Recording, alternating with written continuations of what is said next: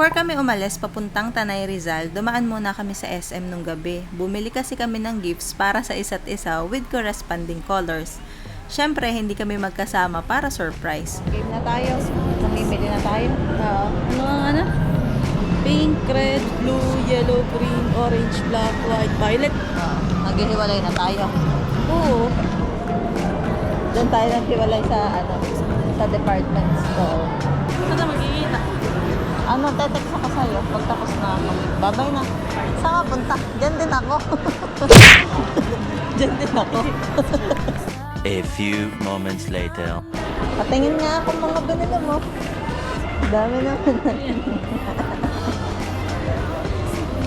Ang dami. Tomorrow. Around 10 AM na kami umalis nito. Honestly, wala kaming itinerary. Umuulan kasi nung umalis kami sa Lucena, kaya sabi namin bahala na kung saan kami makarating. Google Maps pala ang gamit namin pagpunta sa Tanay para hindi kami maligaw. Almost 3 hours din ang biyahe kaya ito super kwento ko kay Sarah para hindi antukin. Pagdating nga namin dito sa Pililla Rizal, maganda ang panahon kaya nag-decide kami na puntahan ng windmill. Grabe ang excitement ni Sarah, parang bata oh. Ayun, ang dami! Tuwa ang bata. Ayun, ang dami. Ito, dami oh. Ang gulo naman ang cameraman. Ang gulo mo naman kung saan ka turun-turo. Ang dami! Saan turun-turo, nakakatawa. Ay, malapit! Ito malapit. May mga direksyon naman sa kalsada kung paano makarating dito at syempre, Google Maps pa din ang gamit namin. Ano dito, boss? Thank you po. Ayan na, ang laki nga eh. Wow!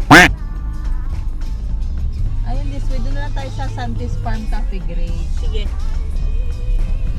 Mami! Bano? Ang laki! Ang laki! Tanaw mo na ba? Wow! Dito kami dumiretso sa Santis Farmhouse Viewing Deck. May entrance nga lang dito o parking fee na 250 pesos isang sasakyan na yon. Kung ilan man ang sakay sa loob, yun na yun. Pagpasok namin, tanaw na tanaw mong malalaking windmill plus magandang tanawin. Wala akong masabi kundi ang ganda. Hi guys!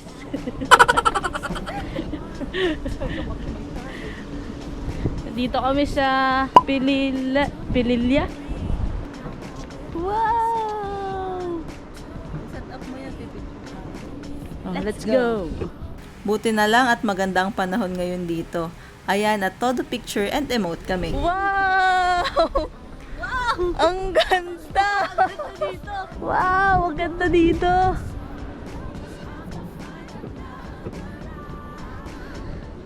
Hi! Hi! Ang ganda! Ganda dito, guys!